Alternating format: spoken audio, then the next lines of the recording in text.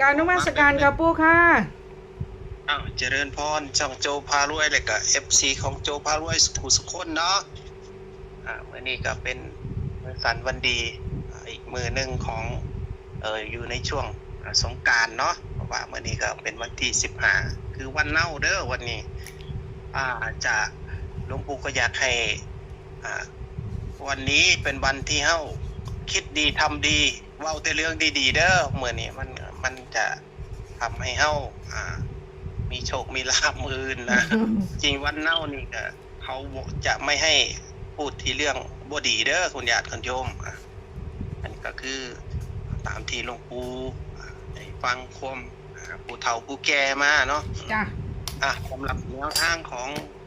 หวยรัฐบาลไทยก็จะมาให้แนวทางเด้องวดที่ผ่านมานี่ก็คือจังให้เลขหาไปเนาะก็คือแบบว่าแต่ว่าก็บ่ได้คือสิบ่ได้ลงคลิปให้ดอกเพราะว่าเพียงแต่บอกทางไลน์ทางอันนี้ไปซื่อๆเพราะว่าบ่ได้ลงคลิปให้เพราะว่าเพิ่งจะมาจากอินเดียเนาะก็คือบ่ทันจังซั่นเนี่ยมื้อนี้ก็ให้เอ็ดโจเว้าเสริมจักนิดนึงเดี๋ยวก็อาตมาจะมาให้แนวทางโจเว้ารถค่ะกราบขอบพระคุณครับปู่สวัสดี FC แฟนช่องด้วยนะคะคุณพ่อคุณแม่พี่น้องสุขคนนะคะยินดีต้อนรับเข้าสู่ทางช่อง YouTube โจพารวยค่ะคลิปนี้เนาะค่ะก็จะเป็นแนวทางรัฐบาลไทยเพราะว่ามื้อพรุ่งนี้เนาะค่ะก็16แล้วเนาะวันนี้ก็คือวันที่15ที่อัดคลิปอยู่นี่ค่ะสายๆในจักหน่อยเนาะค่ะช่วงนี้ปู่ก็บ่ค่อยว่างเนาะค่ะไปงานอีหยังก็กับปู่ทางอีสานใต้เห็นไหมสงน้ำช่วงน้ำก็จะมีแห่ไอ้พระสงกรานต์ช่วงสงกรานต์ก็มีสวดมนต์สวดมนต์นั้นเริ่มแรกก็มีสวดมนต์ทีนี้ก็แห่พระเนาะช่วงสงกรานต์กิจของสงฆ์ล่ะมาเรื่อยๆนะมันยังบ่ทันได้แล้วดอกมันจะไปสิ้นสุดอีกทีก็ประมาณวันที่20นั่นล่ะคือสิเรียบร้อยทุกอย่างนะก็คือแบบว่าประมาณนั้นช่วงนั้นแหละก็จะตามรัฐบาลไทยเนาะค่ะปู่บัดนี้สิถามเนี่ยค่ะปู่ฝันดีบ่จ้ะโอ้ยช่วงนี้อาตมาบ่ค่อยได้ฝันเลยคุณญาติคุณโยมก็คือแบบว่านั่นแหละมันเพราะว่ามันส่วนมากบ่ค่อยมีนิมิตเกี่ยวกับตัวเลขตัวเบอร์มาเลย คือจะมีนิมิตอย่างอื่นมามากกว่าเพราะว่าจิตมันไปผูกอยู่กับการไปแสวงบุญซะมากกว่าเด้อเพราะว่าคุณญาติคุณโยม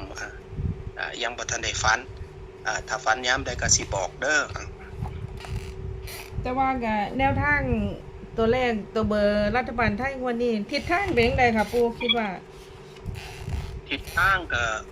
ให้คุณญาติคุณโยมระมัดระวังเด้อเพราะว่ามื้ออื่นนี่เป็นวันพระใหญ่จักเพิ่นสิเป็นจังไดให้เฮามองถึงสถานการณ์ของบ้านเมืองคือน้ำมันก็แพงอีหยังแพงขึ้นนะมันจะอาจจะมีผลกระทบตาต่อรัฐบาลบ่หรือต่อประชาชนส่วนมากประชาชนเฮานั่นล่ะรัฐบาลเขาคงกี่บ่กระทบอีหยังกับเขาดอกเขาเถอะสิได้หลายดอกรวยบ่ไหวนั่นรัฐบาลเขานะแต่ให้พวกเฮาเนี่ยมาคิดว่าในเรื่องเขาจะล็อกเลขไหมอีหยังประมาณนี้นะเพราะว่ามันเป็นวันพระเนาะเพราะว่าให้เฮาคิดคำนึงถึงว่าวันพระนี่แล้วก็อีกอย่างนึงเลขเบิ้ลนี่ก็มันก็หายไปหลายงวดนะก็คือให้วิเคราะห์เบิ่งจักหน่อยนึงนะก็คือว่าเบิ่งกันเลขเบิ้ลไว้จักนิดนึงก็ยังดีนะเพราะว่าเดี๋ยวถ้ามันออกมาเฮาสิบ่ได้ประมาทนะเผื่อว่ามันสิเบิ้ลแต่ว่าจะเบิ้ลเลขอีหยังนี่อาตมาก็บ่ฮู้เด้อคุณโยมคิดเอาเองคันผู้ใดมักอีหยังก็กันไว้แน่จักนิดนึงก็ยังดีนะเพราะว่ามันถามว่ามันมีสิทธิ์เนาะจังซั่นก็สิให้แนวทางไปเลยจังซั่นก็จะให้เอ็ดโจจดไว้เด้อของรัฐบาลหวยรัฐบาลงวดวันที่16เนาะเดือนเมษายนพุทธศักราช2569 มืออื่นเด้อมืออื่นวันพฤหัสเนี่ยตามความเป็นจริงแล้วก็อาตมานี่ก็แม่รักพี่เสียดายน้องนะแบบว่าอาตมาคิดว่าสิให้ไปตูนเดียวก็ย่านอีกนะเพราะว่าอาตมามากีรีก็คือ8 กับ 5เด้อกำลังวันพฤหัสก็มีเลข5เนาะและอีกอย่างนึงอีกอย่างนึงอีเลข8มาแต่ไสล่ะมันเป็นวันพระเด้อโยมเด้อเป็นวันพระฉะนั้นเลข8เลข8กับเลข5นี้อย่างน้อยนี่อาตมาคิดว่ามันน่าจะอยู่สัก1ตัวนะคือว่าจักอีหยังมันสิอยู่8หรือ5จังได๋มันก็ต้องติดอยู่นะเพราะว่ามันสิขาดบ่ได้มื้ออื่นแต่ว่ามันจะอยู่บนอยู่ล่างอาตมาก็บ่ฮู้คือกันแต่ว่า8กับ5นี่ขาดไม่ได้เนาะตัวยืนเลยเป็นตัวยืนเด้อ8กับ5นี่ก็คือให้น้ำหนักเท่ากันเนาะค่ะปูแม่นให้น้ำหนักซ้ำกันเลย8กับ5ก็คือวิ่งลูดเด่น8กับ5 2ตัวนะคะอันนี้แม่นเอาคันเอามักบนเฮาก็เอาไปเล่นบนเอามักล่างก็เอาไปเล่นล่างเด้อเพราะว่าเลขมันขาดบ่ได้คือเลข5กับเลข8แต่อาตมาคิดว่าบ่น่าสิมานํกันนะอันนี้ความรู้สึกเด้อคันผู้ใดไปคัดกับผู้ใดผู้หนึ่งนี่ก็อย่าไปเชื่ออาตมาคันจะมักก็จับใส่กันโลดคันว่าเอามากนะอย่าไปเชื่ออาตมาแต่ในความรู้สึกของอาตมาเว้าให้ฟังซื่อๆเนี่ยอาตมาคิดว่าไม่น่าจะมาด้วยกันเพราะว่าน่าจะแยกบัดนี้3ตัวมีบ่ค่ะปู3ตัวคือสิยากอยู่โยม2ตัวก็มันได้ดอนติ2ตัวเดียวให้มันถึกซะก่อนนะก่อนสิเอา3ตัวนะผู้ละคนเนี่ยถามอาตมาบอกว่าปู่กูขันทำไมไม่ให้เลข3ตัวบ้างอาตมาบอกโยมตรงนี้เลยเด้ออาตมาบ่ฮู้ดอกโยมบ่ฮู้อีหลีนะคันอาตมาฮู้จังซั่นอาตมาบ่ให้ดอกไอ้3ตัวอาตมาให้6ตัวไปโลดสิได้รวยเนาะเนาะเอาจันก็2ตัวก็ปูมากอ่ะขนาดละก็นี่อะไรจังหวะนั่นล่ะอัน3ตัวนี่มันก็ยังน้อยโพดเอาทั้ง6ตัวเลยก็คือตามสเต็ปนี่ละจังซั่นก็อาจจะเน้นให้ประมาณเอาไปวัดดวงกันเด้ออันนี้สไตล์อาตมาเด้อชอบก็จัดขัดก็ผ่านได้ชอบจัดขัดผ่านสไตล์อาตมาก็คืออาตมานี่ชอบ5ชอบเลข5อยู่ข้างล่างชอบเลข8อยู่ข้างบนคืออันนี้ก็พิจารณาเอาเด้อจำนี่ละก็คือว่าผู้ใดมักก็ตามผู้ใดบ่มักก็ผ่านแล้วก็จะจับคู่ให้ลองไปวัดดวงเอาบ่ต้องอันนี้ดอกเพราะว่ามันเป็นการวัดดวงนะเพราะว่ามันสิได้ประหยัดคันว่ามันบ่ถูกก็บ่เป็นหยังงวดหน้าสู้กันใหม่เอาอย่างละชุดไป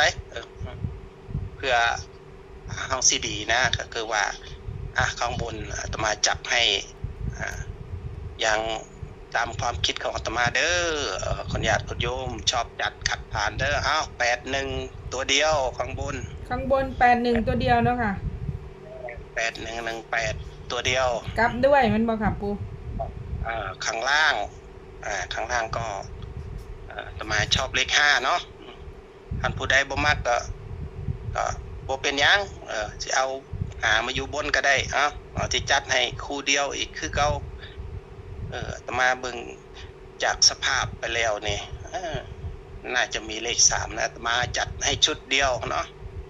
ชุด35ไปข้างล่าง35แล้วค่ะแม่น3นี่หลายอย่างละชุดอย่าลืมกลับด้วยเนาะค่ะปูเนาะแม่น3553ไปเพราะว่าลองเบิ่งหน้าอันนี้มันว่ากันมันจะได้ประหยัดต้นทุนนะกันให้เลขไปหลายเดี๋ยวคุณญาติคุณโยมก็บอกคือสวอย่างมั้งเฮ้ยปู่กูขัน คือแรงมาหลายแท้ ยามใดก็เคยมีดอกจากชุด2 ชุด มีแต่6 7 8 ชุดโอ้ยซื้อบ่ได้ดอกยามกับบ่มีเอาคนเมาก็จังว่านั่นล่ะมันก็แม่นความของยายเราว่านั่นน่ะมันก็หลายเนาะเพราะว่ามันก็หลายอีหลีนะเขาว่าอาตมาก็ยอมรับว่ามันหลายนะ เอา ก็เลยเอาไปวัดดวงกันเนาะ ให้เท่านี้เป็นว่ากับปูสรุปแล้ว2 ชุดเป็นบนเป็นล่า ตาง มนี่2 ชุดจ้ะ เอาลองเบิ่งกันว่าผู้ใดมักผู้ใดมักเลข8ก็รูด8ไปเด้อผู้ใดมักเลข5ก็ตามสเต็ปนั่นน่ะ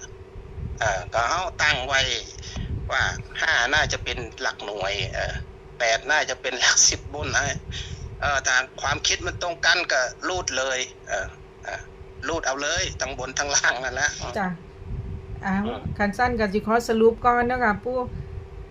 รัฐบาลไทยเนาะค่ะปู่กูขันเนาะเพิ่นปู่บ่ฝันคันมีเลขฝันก็สิไข่น้ำแน่อยู่เนาะค่ะพอได้อันนั้นอยู่บ่ฝันก็เลยว่ามันร้อนอากาศมันร้อนสงกรานต์เอ้ามาเบิ่งเนาะค่ะวิ่งลูดเนาะค่ะปู่ให้8กับ5เนาะค่ะแล้วก็หลัก8ปู่คิดว่าให้มาเป็นบนเนาะค่ะแต่อย่าลืมกันล่างด้วยส่วน5นี่ก็ให้มาเป็นล่างเนาะค่ะแต่ว่าล่างกันบนได้คือกันเนาะค่ะส่วนชุดบนปู่จับให้81เนาะค่ะอย่าลืมกับ8118เนาะค่ะชุดล่างก็คือ35กลับด้วยก็คือ53เนาะค่ะสิเอาบนขึ้นล่างขึ้นบนก็ได้เนาะค่ะปู่เนาะอันนี้ก็ได้แม่ฉันก็อีกอย่างนึงก็8กับ3ให้พิจารณาเอาเด้อเพราะว่ามันก็สามารถที่จะเป็นไปได้สำหรับคนที่รู้จักพลิกแพลงนะเห็นเลข3กับเลข8นี่ก็พิจารณาแน่นะเดี๋ยวมันแท่นกันอยู่เนาะค่ะปู่เนาะบอกอีกเพราะว่าแต่อีกอย่างนึงก็คือที่น่าเป็นห่วงก็คือวันพระเนี่ยมันมักจะมีเลข8เลข9เข้ามานะมันจะมาคู่กันไหมแค่นั้นนะให้คุณญาติคุณโยมกับพิจารณาเบิ่งเด้อเพราะว่ามันเป็นวันพระเนาะอย่างก็ว่าวันพระก็พิจารณาเบิ่งว่ามันสมควรที่จะมานํกันบ่เลข8998คันว่ามันดังมันก็สิบ่มาคันว่ามันบ่ดังก็มีสิทธิ์ที่จะมาอยู่ให้พิจารณาเบิ่งเด้อจังซั่นก็สุดท้ายนี่ก็บ่มีอีหยังมากมายกับคุณญาติคุณโยมหรอกเนาะเพราะว่ามันช่วงนี้ก็ถือว่าอยู่ในการขึ้นปีใหม่แบบไทยๆก็สิอวยพรให้กับคุณญาติคุณโยมไปพร้อมเลยบัดนี้สำหรับคนที่เข้ามาเบิ่งแล้วก็ช่วยกันกดแชร์กดไลค์ทางช่องเพิ่นจักนิดนึงเนาะเป็นกำลังใจในการหาคลิปต่อไปก็แนวทางของปู่กูขันนี่ก็มีเขามีรุดเป็นเรื่องธรรมดาเด้อใช้วิจารณญาณในการเอาไปใช้แล้วก็อีกอย่างนึงนี่บ่แม่นปู่เว้าอีหยังก็สิไปเชื่อตามปู่เบิดเด้อมันใช้วิจารณญาณแน่อันใดพอพลิกแพลงได้ก็พลิกแพลงเอาโลดเนาะจังซั่นก็ในวาระขึ้นปีใหม่แบบไทยๆแล้วขึ้นเต็มๆแล้วล่ะมื้อนี้ก็วันที่15แล้วเนาะก็ขอให้คุณญาติคุณโยมที่เบิ่งใน YouTube นะทั้ง FC เก่า FC ใหม่ที่อยู่ต่างประเทศก็ดีอยู่ในเมืองไทยก็ดีเนาะก็ขอให้ที่เข้ามาเบิ่งทางช่องโจพารวยของเลขของปู่ขันมื้ออื่นนี่ก็ขอให้มีโชคมีลาภสุขสุขคนเนาะขอให้ได้ขอให้โดนขอให้เฮงขอให้ปังขอให้รวยเด้อสวัสดีปีใหม่แบบไทยๆเด้อสุขภาพแข็งแรงตลอดปีเอาสาธุสาธุเจริญพรสาธุกับปู่ค่ะกราบขอบพระคุณกับปู่การนมัสการกับปู่ค่ะเจริญพรจ้ะแนวทางรัฐบาลไทยปู่ขู่ขันเนาะค่ะคุณพ่อคุณแม่ปู่ก็เมตตาให้มาแล้วเนาะค่ะก็เอาไปพิจารณาเบิ่งเนาะค่ะห่างหายไปวันนึงเนาะค่ะเพราะว่าปู่ไปอินเดียเนาะก็มาตามกันให้แล้วเนาะแล้วก็ใครที่รอแนวทางปู่ขู่ขันรัฐบาลไทยก็ตามนี้คุณพ่อคุณแม่ก็โปรดใช้วิจารณญาณในการรับชมรับฟังเนาะค่ะทางช่องก็เสนอเพื่อเป็นแนวทางเป็นสื่อกลางในการหาซื้อหยิบจับสลากกินแบ่งรัฐบาลไทยเท่านั้นไม่ส่งเสริมไม่สนับสนุนเล่นการพนันทุกชนิดเนาะค่ะก็ขอกราบขอบคุณคุณพ่อคุณแม่พี่น้องสบุสุคนที่มารับชมรับฟังกดไลค์กดแชร์กดติดตามให้ตลอดเนาะค่ะผู้ใดกดให้มื้อนี้